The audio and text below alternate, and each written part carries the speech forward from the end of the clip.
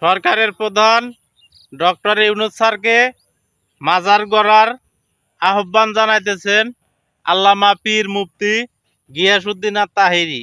আগে ভিডিওটা দেখেন, তারপরে আমি কিছু কথা বলতে আছি। সরকার প্রধান যারা দায়িত্বে আছেন তাদেরকে বলবো অনতি বিলম্বে যতটা মাজার ভাঙছে প্রত্যেকটা মাজারকে ভালো করে বানাই দেন। কথা বলেন ঠিক কিনা? যতটা পাথরের মাজার, যতটা ইটের মাজার ভাঙছে প্রত্যেকটা মাজারকে পাথর দিয়ে বানিয়ে দেন। আর নাইলে আসমানি গজব অপেক্ষা করতেছে, একটা জানোয়ারও বাঁচতে পারবে না। কথা বলেন ঠিক কিনা?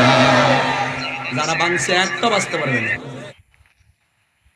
ইটের মাজার ভাঙলে ইট দিয়ে গড়ায় দেন, পাথরের মাজার ভাঙলে পাথর দিয়ে গড়ায় দেন।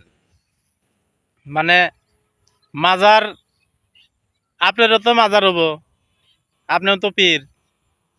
আমি সরকারের কাছে আহ্বান জানাই যে তাহিরি সাহেব বা তাহিরি হুজুর যে আহ্বানটা সরকারের কাছে জানাইছে, এগুলা তো করবেনই।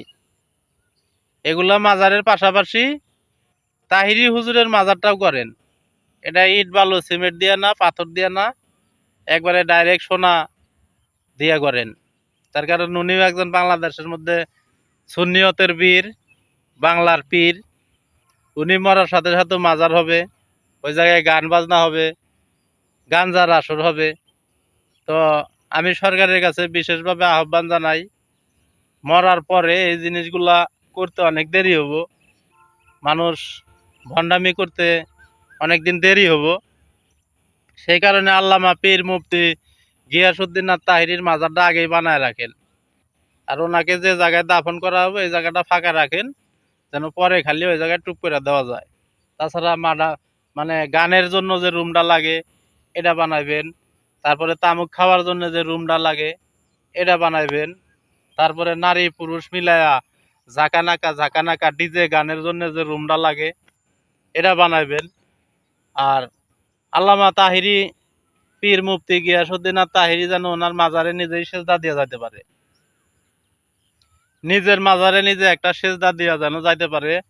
তারপরে যত ভক্ত আশেকান জাকেরান মুরিদান আছে, তারপরে পীর পীর মাসাইদ যা আছে সবাই যেন ওই মাজারে সেজদা দিতে পারে, উনি যেন দেখা যাইতে পারে। আল্লামা পীর মুফতি গিয়াসউদ্দিন আত তাহিরির মাজারটা আমি সরকারের কাছে আহ্বান জানাই, এই মাজারটা আগে বানান।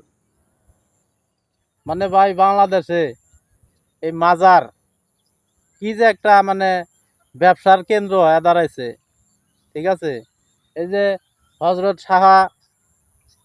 শাহ আলীর মাজারে এখন একটা আছে, জাবেলার জাহাঙ্গীর।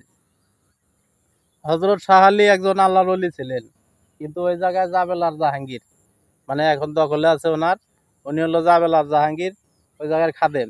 উনি একজন পাক্কা ভণ্ড, উনিও পীর সাহেব, উনি মারা গেলেও মাজার হবো। এগুলা মাজার ভাঙার কারণে যদি আল্লাহর গজব আসে, তাহলে এই যে মসজিদ যে ভাঙলো, ইয়ারা কি বলে, ওই যে আইনজীবী সাইফুলকে মারলো, মসজিদ ভাঙলো, ওই সময় কিন্তু আল্লামা পীর মুফতি গিয়াসউদ্দিন তাহিরি কথা বলে নাই। মসজিদ ভাঙলে ওদের অন্তরে ব্যথা লাগে না, মসজিদ ভাঙলে ওদের কলিজায় আঘাত লাগে না।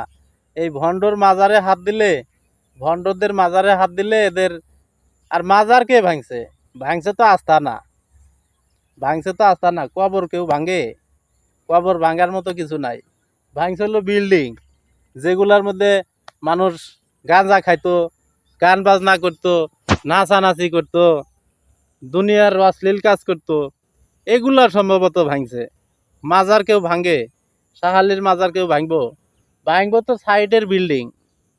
আমি সরকারের কাছে অনুরোধ জানাই, এত কথা কইলে বন্ডরা মাইন্ড করবো। আল্লামা পীর মুফতি গিয়াসউদ্দিন আত তাহিরির মাজারটা আগে বানায়েন, যেন উনি নিজেই সেজদা দিয়ে যাইতে পারে।